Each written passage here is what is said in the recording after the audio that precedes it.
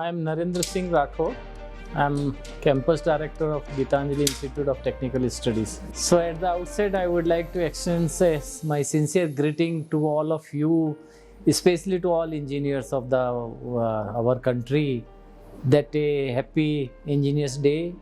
Today we all are celebrating a Engineers Day, and in fact, it is a right homage to our earlier eminent engineer Visvesvaraya. And if you see, in short, we used to say Sir MV. So Sir MV was a person, a engineer who has contributed a lot of good things to the society, and in order to pay right homage, this has been decided to celebrate Engineers Day on each his birth anniversary. So I would like to convey my sincere greeting to all of you. Engineering means if you see, and the basic definition of engineering is that everything happens in universe is essentially an engineering process. If we are sitting in this hall, means everything is engineering process. This building is an engineering process. This floor is an engineering process. This all sofa and electricity and camera, everything is an engineering process. So if you see the civilization minus engineering process, product and system, then you won't find anything. In every activity, whether it is a domestic activity or industrial activity, agriculture activity or transportation activity, everywhere there is an engineering input which is required.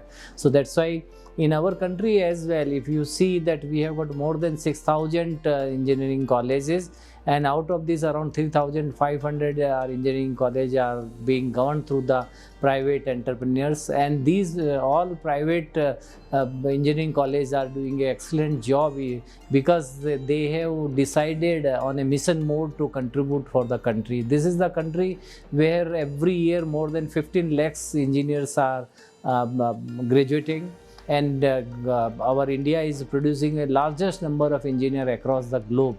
Whereas if you compare with the medicos and especially medical doctor, hardly 60,000 or less than that of 1 lakh medical officers are coming, whereas more than 15 lakhs of engineers are coming, and in every field there is a requirement of engineering.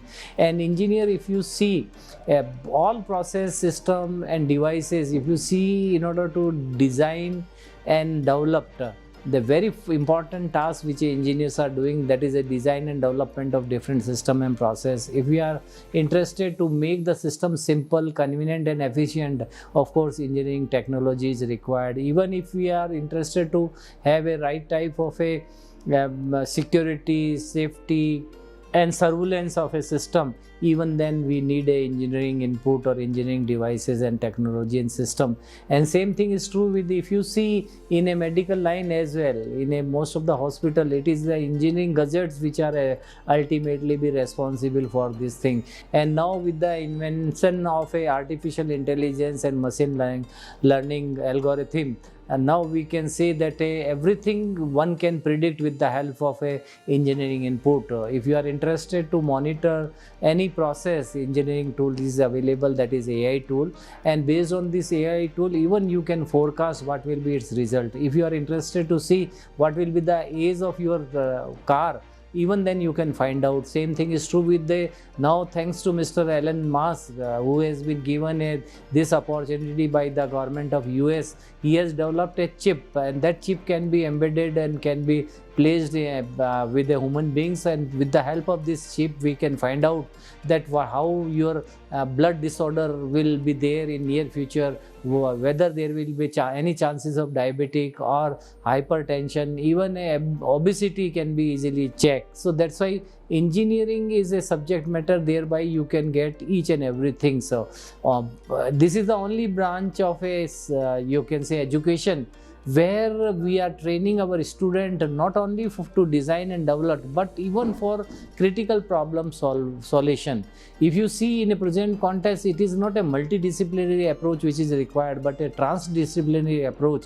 It is not a complex problem which is a matter in a present context, but it is a wicked problem where a trans-disciplinary approach is required. And perhaps engineering is the only subject where you can have a trans-disciplinary approach, and you can solve wicked problem. And we are preparing a right type of aptitude to our engineering students so that they will be in position to have a critical analysis of a subject matter, and then a emotional intelligence is there. And if you see that even the communication which is available to the most of the engineers, that is called effective communication, how we will be in position to convey our message in every industries. In a present context, if you see, most of the unit operations are being used everywhere. We people can see that this is engineering, thereby we can enhance our production, productivity, profitability, even a prosperity. If we are interested to produce a quality product, engineering inputs are available in present context. And same thing is true with the sustainability. Everybody is concerned as far as the climate change is concerned, and that's why we people can easily visualize that engineering technology has given a lot of options how to resilience technology can be implemented just to check the climate change, how to adopt the climate change. Even number of technologies are available which are based on engineering input. And same thing is true that how you can mitigate the climate change. So all aspect, which is a really a alarm for all of us, that in future this climate change will may badly affect the things.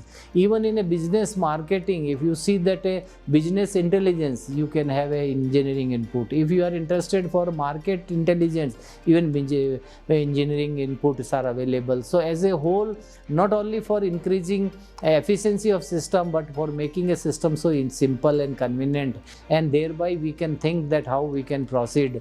Nowadays, this is the era of a computer engineering or digital technology. Not only artificial intelligence and machine learning and deep learnings are responsible. Engineering has given a new roadway, and you can easily find out that data which is available in the form of a figures, that data can be used as a you can say it is a type of information, and this information can be converted into knowledge, and finally this knowledge can be used for the purpose of a action, and you can easily determine what type of interpretation is required based on data, and that is a data analytics. So nowadays in a digital technology, apart from data analytics, blockchain technology is coming like anything.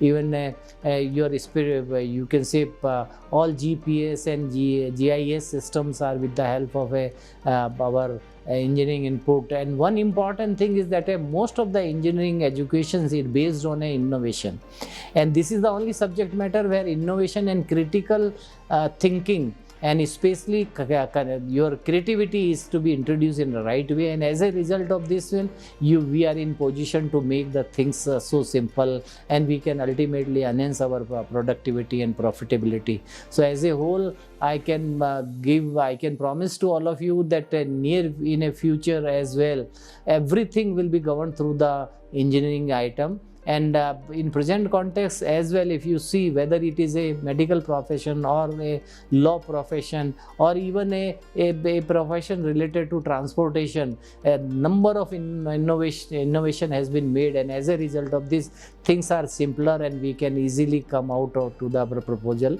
And that's why in future as well, engineering things will come up like anything. And now we are in position to determine that what will be our critical age, genetic age, and even our actual age. You can easily distinguish with the help of engineering item. And in future as well, when digital technology, especially virtual AR, VR, XR and MR, augmented reality, virtual reality, mixed reality and your extended reality will come up, then we can easily create a artificial man as well.